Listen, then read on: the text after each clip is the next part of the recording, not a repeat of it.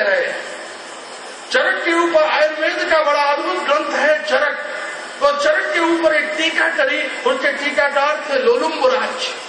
लोलुम्बराज ने चरक की टीका करी और उसमें जब मंडलाचरण किया तो उसमें मंडलाचरण में उन्होंने स्तुति की, नारायणं भजतरे पवनेन युक्ता, नारायणं भजतरे जठरेणुयुक्ता, नारायणं भजतरे भवभीतियुक्ता, नारायणात् परतरं नहीं किंचिदस्ति।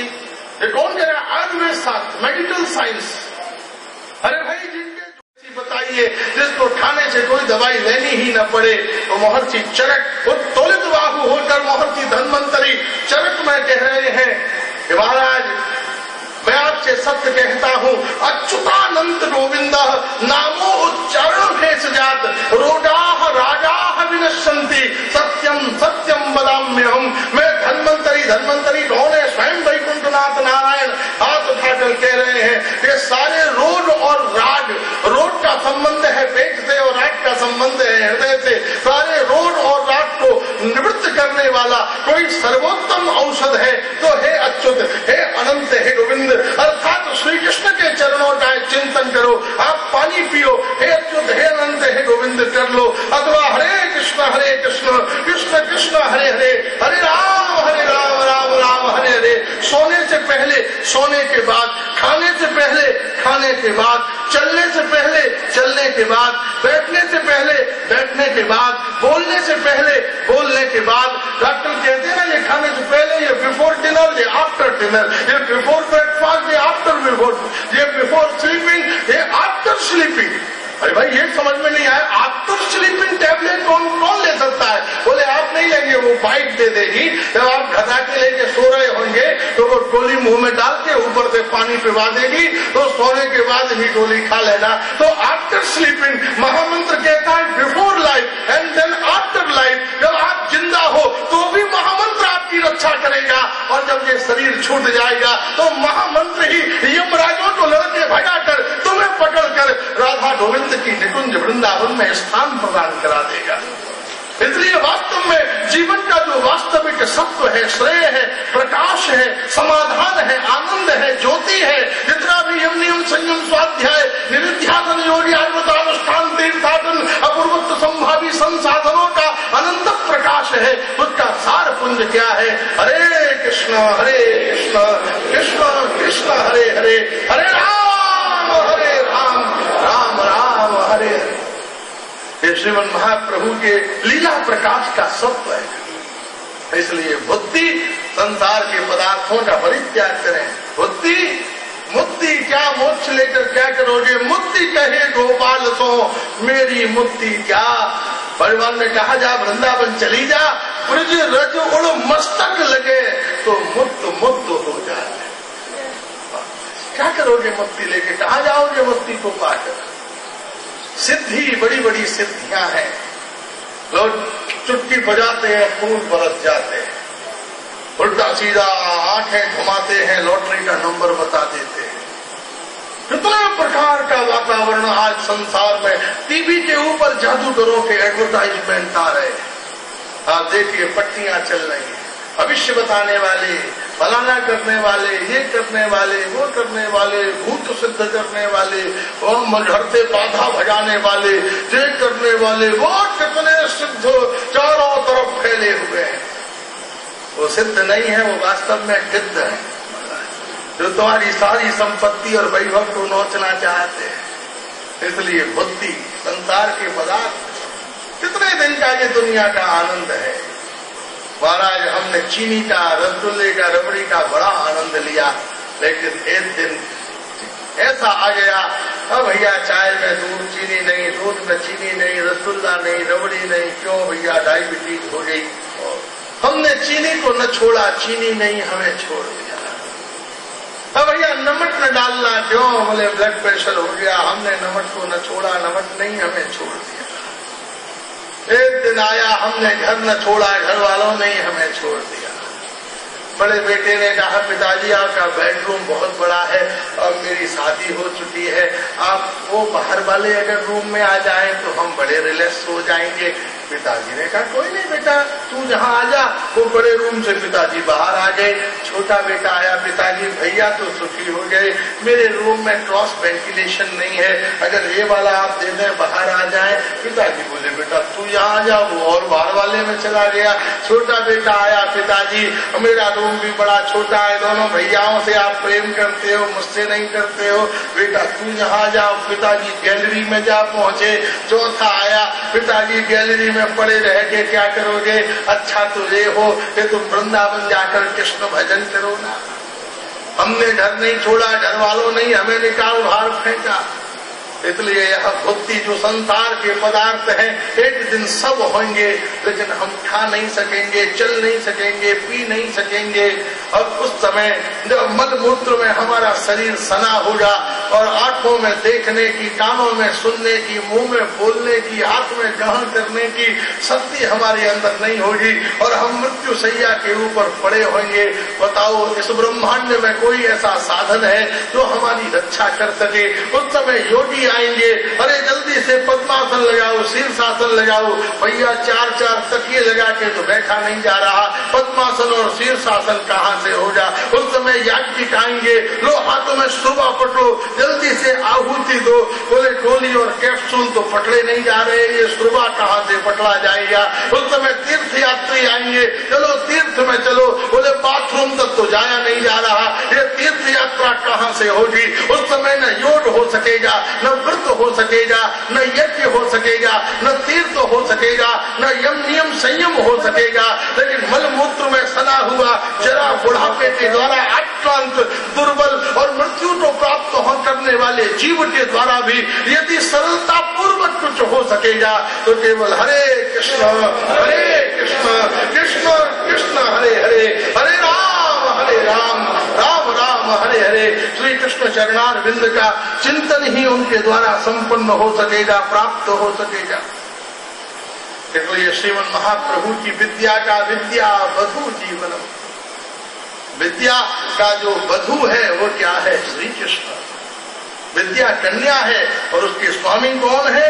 स्वयं गोविंद। इसलिए अपनी प्यारी विद्या को वधु बनाओ, अर्थात उसका विवाह कृष्ण नाम के साथ करो, कृष्ण प्रेम के साथ करो।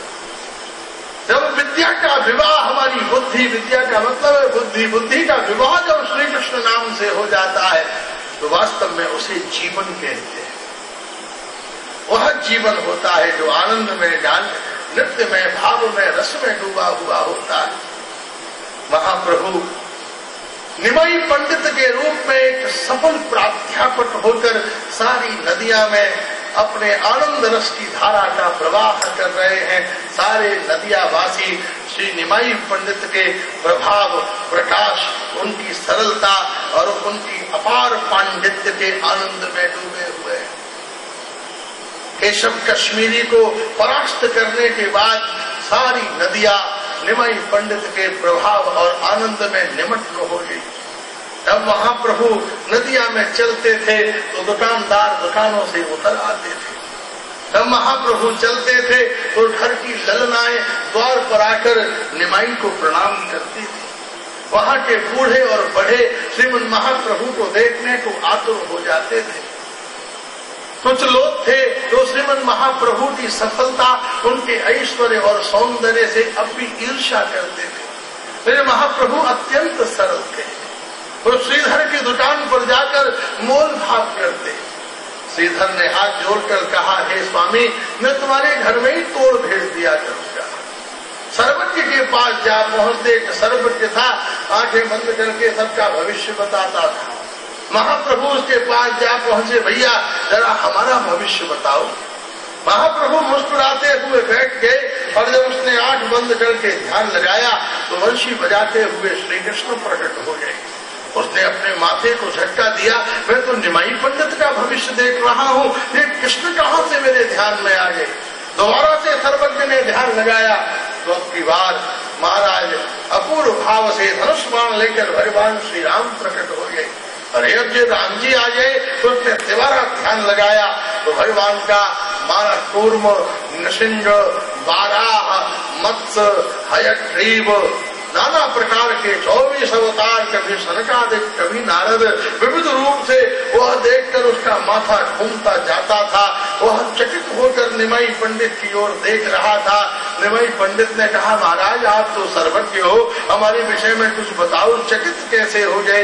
बोले, आज मेरा ध्यान अच्छी तरह से नहीं लग पा रहा, मैं किसी और दिन आपका भविष्य बतलाऊंगा।